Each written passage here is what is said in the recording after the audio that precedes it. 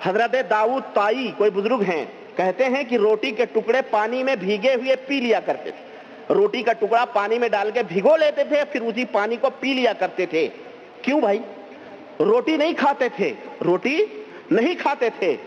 کسی نے ان سے اس کی وجہ دریافت کی کہ بھائی روٹی کیوں نہیں کھا رہے ہیں، صرف پی لیتے ہیں روٹی بھگو کے؟ تو فرمایا کہ اس کے پینے میں اور روٹی چبا کر کھانے میں قرآن پاک کی 50 آیتوں کا حرج ہوتا ہے۔ اوہو، دیکھ رہے ہیں اللہ کے نبی صحابہ کی دعوتوں میں جائیں، بیٹھ کے کھانا کھائیں، آپ صلی اللہ علیہ وسلم بکری کے گوشت چبائیں، کھائیں، سب کچھ کریں، صحابہ کرام دعوت دیں، کھائیں، سب صحابہ آپس میں کھائیں پیئیں، ائمہ محدثین کھائیں، انہیں اس کی فکر نہ ہو۔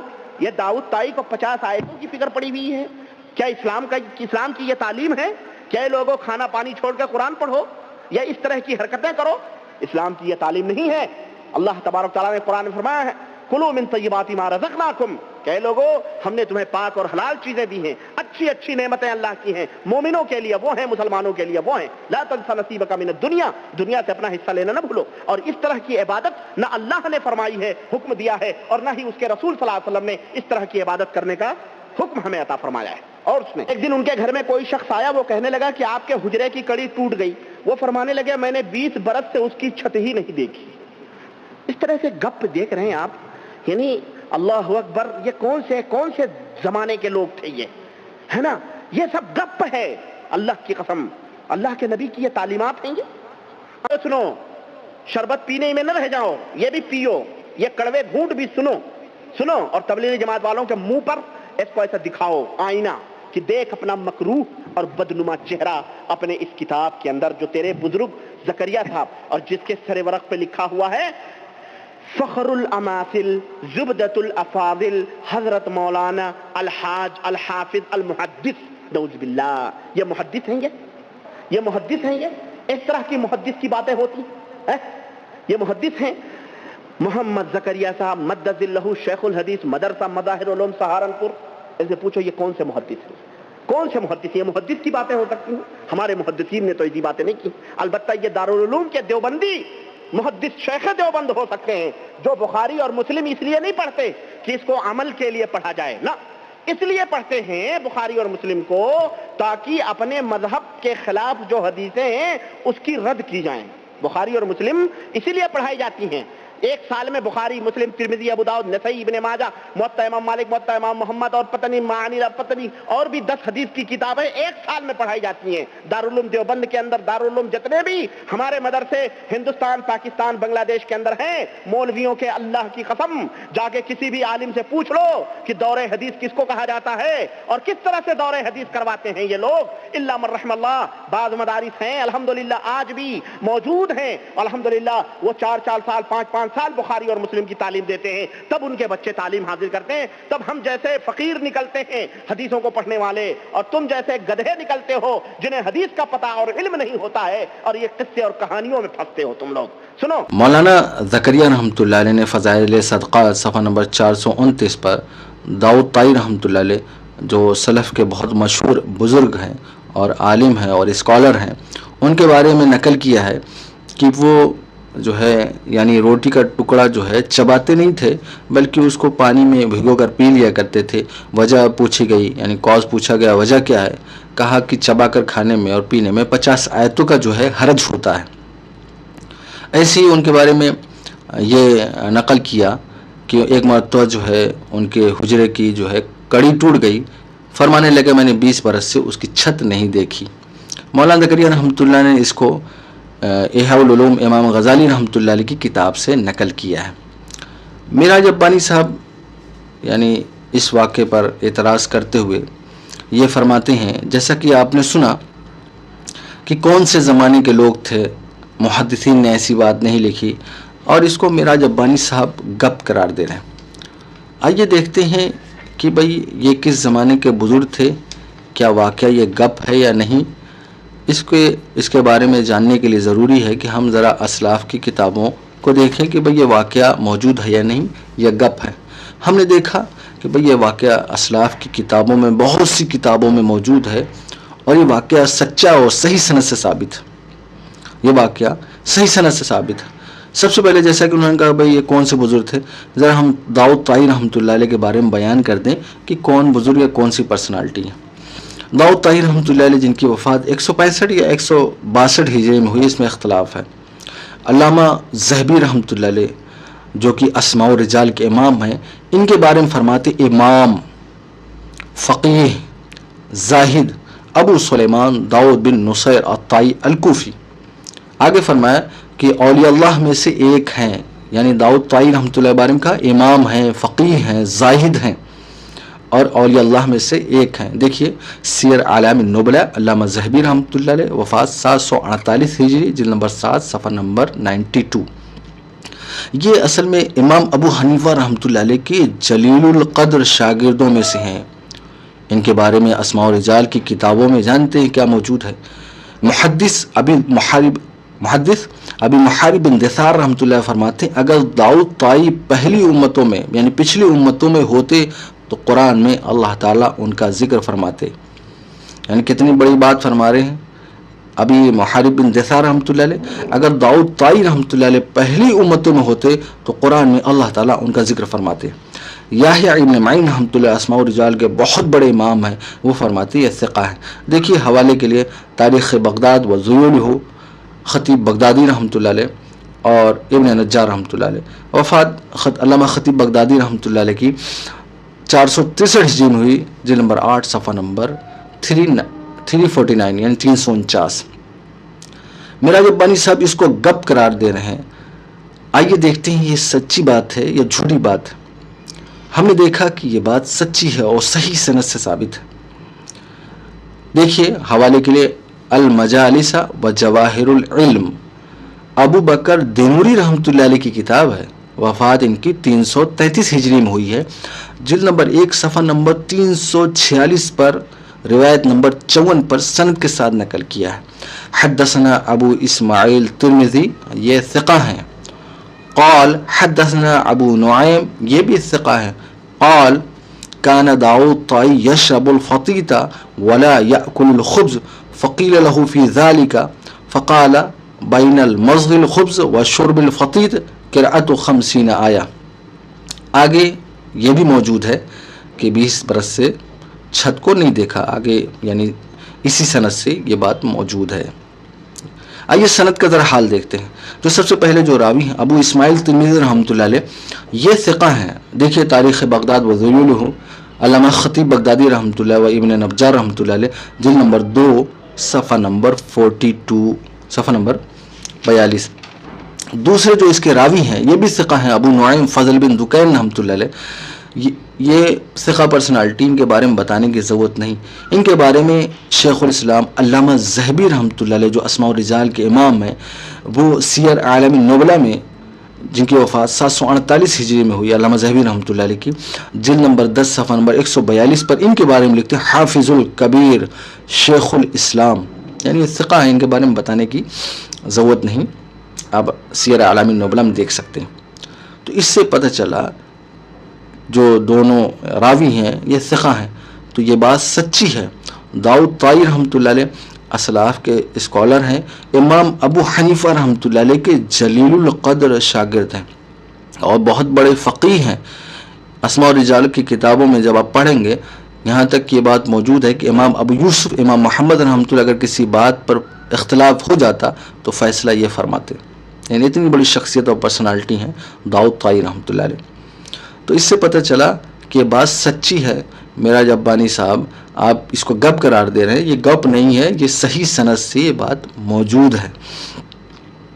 تعجب کی بات یہ ہے کہ جو بات قابل مدح تھی، قابل تعریف تھی، اسلاف کے بڑے بڑے اسکالر اور علماء نے اس کو قابل مدح سمجھا، قابل تعریف سمجھا اور اس وجہ سے بیان کیا کہ دیکھیں اسلاف کے ہاں وقت کی کتنی قدر و قیمت تھی۔ لیکن مولانا زکریا رحمۃ اللہ علیہ نے فضائل اعمال میں لکھ دیا تو فضائل اعمال کی بغض و دشمنی میں میرا ربانی صاحب نے اس کو قابل ذم یعنی اس پر اعتراض کرنا شروع کر دیا۔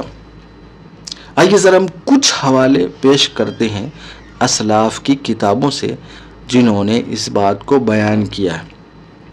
مختلف اس کی اسناد موجود ہیں، میں دوسری سندوں پر بحث نہیں کرنے جاتا، مختلف سندوں سے مختلف محدثین نے اس کو بیان کر رکھا ہے۔ ہم کچھ حوالے آپ کے سامنے پیش کر دیتے ہیں۔ دوسرا حوالہ ہے مشیخہ ابن جماع محمد بن ابراہیم کنانی رحمۃ اللہ علیہ الحموی، وفات 733 ہجری سند کے ساتھ انہوں نے بیان کیا، جلد نمبر 1 صفحہ نمبر 373۔ تیسرا حوالہ جس کے حوالے سے مولانا زکریا رحمۃ اللہ نے بیان کیا، احیاء العلوم امام غزالی رحمۃ اللہ علیہ، وفات 505 ہجری، جلد نمبر 4 صفحہ نمبر 409۔ چوتھا حوالہ کتاب التوابین ابن قدامہ مقدسی رحمۃ اللہ علیہ، وفات 620 ہجری، جلد نمبر 1 صفحہ نمبر 126۔ پانچواں حوالہ مختصر منہاج القاصدین نجم الدین ابو العباس رحمۃ اللہ علیہ، وفات 689 ہجری، جلد نمبر 1 صفحہ نمبر 376۔ چھٹا حوالہ حلیۃ الاولیاء ابو نعیم رحمۃ اللہ علیہ، وفات 430 ہجری، جلد نمبر 7 صفحہ نمبر 350 پر سند کے ساتھ اس کو بیان کیا۔ ساتواں حوالہ شعب الایمان امام بیہقی رحمۃ اللہ علیہ، وفات 458 ہجری، جلد نمبر 7 صفحہ نمبر 473، روایت نمبر 5302۔ آٹھواں حوالہ رسالہ القشیریہ امام قشیری رحمۃ اللہ علیہ، وفات 465 ہجری، جلد نمبر 1 صفحہ نمبر 54 پر سند کے ساتھ۔ نواں حوالہ آداب الشریعہ محمد بن مفلح الصالحی رحمۃ اللہ علیہ، وفات 763 ہجری، جلد نمبر 3 صفحہ نمبر 474۔ دسواں حوالہ مرآۃ الزمان سبت بن جوزی رحمۃ اللہ علیہ، وفات 654 ہجری، جلد نمبر 12 صفحہ نمبر 346۔ گیارہواں حوالہ کتاب الثقات ابن حبان رحمۃ اللہ علیہ، وفات 354 ہجری، جلد نمبر 8 صفحہ نمبر 93 پر سند کے ساتھ اس کو بیان کیا ہے۔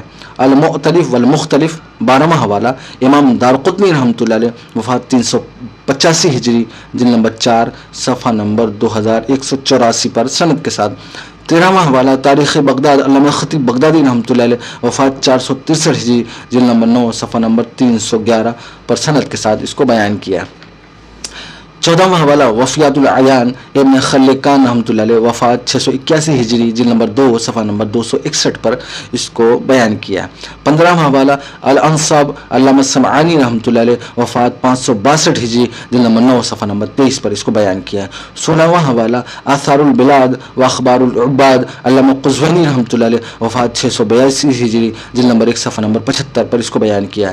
17واں حوالہ مسالک الابصار شہاب الدین رحمۃ اللہ علیہ، وفات 749 ہجری، جلد نمبر 8 صفحہ نمبر 39 پر اس کو بیان کیا۔ 19واں حوالہ کتاب زہد الکبیر امام بیہقی رحمۃ اللہ علیہ، وفات 458 ہجری، جلد نمبر 1 صفحہ نمبر 199، روایت نمبر 494 پر۔ 19واں حوالہ ابن جوزی رحمۃ اللہ علیہ، جن کی وفات 597 ہجری، انہوں نے اپنی بہت سی کتابوں میں اس کو بیان کیا ہے، یعنی داؤد طائی رحمۃ اللہ علیہ کی بات کو ابن جوزی رحمۃ اللہ علیہ کی کتاب ہے، یعنی کئی کتابوں میں نام گنا دیتا ہوں، مواسم العمر جلد نمبر 1 صفحہ نمبر 60، حفظ العمر جلد نمبر 1 صفحہ نمبر 46، صفت الصفوہ جلد نمبر 2 صفحہ نمبر 81، سید الخاطر جلد نمبر 1 صفحہ نمبر 492، تنبیہ النائم جلد نمبر 1 صفحہ نمبر 60 پر۔ یہ میں نے کچھ کتابیں آپ کے سامنے پیش کی ہیں کہ کتنے بڑے بڑے اسکالر اور علماء نے اس بات کو بیان کیا ہے، اور یہ بات سچی ہے اور صحیح سند سے ثابت ہے۔ یہ کہتے ہیں کہ بھئی کون سے محدث سے جنہوں نے بیان کیا، یہ سب تو محدث ہیں جنہوں نے بیان کر رکھا ہے۔ مولانا زکریا رحمۃ اللہ نے تو اسلاف کی کتابوں سے نقل کی، یہ بات سچی ہے۔ اور تاجرہ ہم میرا جبانی صاحب کے اصول پر کچھ الزامی بات ایک دو پیش کر دیتے ہیں، تو ہم ضرور پوچھیں گے کہ اگر یہی بات مولانا زکریا رحمۃ اللہ علیہ نے اپنی کتاب فضائل اعمال میں لکھ دیتے تو آپ بھی پھر بھی وہی اعتراض کرتے۔ امام بخاری رحمۃ اللہ علیہ کے بارے میں کتاب کا نام ہے دفاع صحیح بخاری، ابو القاسم بنارسی، غیر مقلد اسکالر ہیں، صفحہ نمبر 928 پر وہ لکھتے ہیں کہ امام بخاری رحمۃ اللہ علیہ کو وراثت میں بہت مال ملا، لیکن پھر بھی امام بخاری رحمۃ اللہ نے 40 سال تک روٹی نہیں کھائی ہے۔ اب دیکھیے قابل مدح بات تھی، یہی بات اگر فضائل اعمال میں مولانا زکریا رحمۃ اللہ لکھ دیتے تو میرا جبانی صاحب کلوا من الطیبات وہ جو آیتیں پیش کی ہیں داؤد طائی رحمۃ اللہ مولانا زکریا رحمۃ اللہ علیہ پر، وہ یہاں پر بھی فٹ کر دیتے، لیکن مولانا زکریا رحمۃ اللہ فضائل اعمال میں یہ اگر لکھتے تو یہ سارے اعتراضات میرا جبانی صاحب کرتے، تو ہم پوچھیں گے میرا جبانی صاحب آپ یہاں پہ بھی وہی اعتراض کریں گے کہ بھائی اللہ نے جب اتنا مال دیا تھا، اللہ نے کہا کلوا من الطیبات، تو یہ روٹی کیوں نہیں کھا رہے؟ اللہ کے رسول صلی اللہ علیہ وسلم تو روٹی کھاتے تھے، گوشت چباتے تھے اور بھی چیزیں. آپ یہی اعتراض یہاں پہ کیجیے نا اپنی ذرا کتابوں پر, امام بخاری رحمۃ اللہ علیہ پر. دوسرا حوالہ فلاح کی راہیں ارشاد الحق اثری صحابہ صفحہ نمبر 73. امام بخاری رحمۃ اللہ کے استاذ کے بارے میں استاد ہیں عبید بن یعیش رحمۃ اللہ علیہ کے بارے میں لکھا ہے, یعنی ارشاد الحق اثری صاحب لکھتے ہیں خود انہوں نے فرمایا 30 سال سے رات کو میں نے اپنے ہاتھ سے لقمہ منہ میں نہیں ڈالا, اپنے ہاتھ سے نہیں ڈالا منہ میں. میں حدیث لکھتا تھا اور میری بہن نوالے بنا بنا کر منہ میں ڈالتی تھی. اب یہی بات مولانا زکریا رحمۃ اللہ علیہ لکھ دیتے فضائل اعمال میں, تو یہاں پہ بھی اعتراض ہوتا تھا. اللہ کے رسول صلی اللہ علیہ وسلم اپنے ہاتھ سے کھاتے, صحابہ اپنے ہاتھ سے کھاتے تھے, لیکن یہاں پر تو بہن کھلا رہی, یہی اعتراض کرتے تھے. تعجب کی بات یہ ہے کہ جبکہ داؤد طائی رحمۃ اللہ علیہ کے بارے میں المجالس و جواہر العلم جو ابو بکر دینوری رحمۃ کتاب ہے, وفات 333 ہجری میں نمبر 1 صفحہ نمبر 346 پر سند کے ساتھ نقل کرتے ہیں کہ یوسف بن اسباط رحمۃ اللہ علیہ کہتے ہیں کہ داؤد طائی رحمۃ اللہ علیہ کو 20 دینار وراثت میں ملا, لیکن اس کو 20 سال میں خرچ کیا. 20 دینار وراثت میں ملا تھا. لیکن امام بخاری رحمۃ اللہ علیہ کے بارے میں دفاع بخاری جو ابو القاسم بنارسی صاحب کتاب, اس میں کیا لکھا, بہت مال ملا تھا وراثت میں, لیکن پھر بھی 40 سال تک روٹی نہیں کھائی. تو میرا جبانی صاحب آپ کیا یہاں پر بھی وہی اعتراض کریں گے؟ ذرا کریے نا. بس یہ ہے کہ مولانا زکریا رحمۃ اللہ نے اس کو اپنی کتاب میں نقل نہیں کیا, ورنہ یہ سب اعتراض کرتے. آئیے ذرا یہ بات کچھ انہوں نے اعتراضات پیش کیے, ذرا اس کا جائزہ لے لیتے ہیں. کہتے ہیں اللہ کے نبی صحابہ کی دعوتوں میں جائیں, آپ صلی اللہ علیہ وسلم بکری کا گوشت چبائیں, کھائیں, سب کچھ کریں, صحابہ دعوتیں دیں, کھائیں, ائمہ محدثین کھائیں, انہیں اس کی فکر نہ ہو. داؤد طائی رحمۃ اللہ علیہ کے 50 آیتوں کی فکر پڑی ہو. اصل میں میرا جبانی صاحب کے سامنے اللہ کے رسول صلی اللہ علیہ وسلم کی وہ لائف جو اللہ کے رسول صلی اللہ علیہ وسلم جیسے آتا ہے حدیث کی کتابوں میں, اللہ کے رسول صلی اللہ علیہ وسلم کے گھروں میں مہینوں جو ہے چولہا نہیں جلتا تھا, صحابہ جو ہے بھوکے رہتے تھے, وہ ان کے سامنے جو ہے نظر سے نہیں گزری. صحابہ کی عبادات ان کے سامنے نہیں ہیں. اللہ کے رسول صلی اللہ علیہ وسلم کا عمل جو ہے ہر وقت ذکر کرتے تھے, وہ عمل نہیں ہے ان کے سامنے. تو اس طرح کی انہوں نے بھونٹے اعتراضات کیے. وہ اگر پہلو پر نظر ڈالتے تو اس طرح کی اعتراض نہ کرتے. باقی کیا اسلام کی تعلیم ہے کہ لوگوں کھانا پانی چھوڑ کر قرآن پڑھو؟ کہتے ہیں یہ اسلام کی تعلیم نہیں ہے. تعجب کی بات یہ ہے کہ داؤد طائی رحمۃ اللہ نے نہ کھانا چھوڑا نہ پینا چھوڑا, بس انہوں نے کہا کہ اب جب ایک شخص کو وراثت میں 20 درہم جو ہے مال ملا, 20 سال تک چلا رہے ہیں, تو ان کی جو ہے غربت کا کیا حال ہوگا. اب ایک روٹی کا ٹکڑا ہے جو سوکھا ہوا ہے, اب اس کو چبانے میں 50 آیتوں کا وقت لگ رہا ہے, 50 آیتوں کا وقت جو ہے لگ رہا ہے, یعنی کھانے میں جو ٹائمنگ بتائی گئی ہے اس میں. اب بتائیے چبانے میں اس کے بجائے وہ وقت کو بچا رہے ہیں, تو کیا اسلام نے جو ہے وقت کی قیمت کو نہیں بتایا ہے؟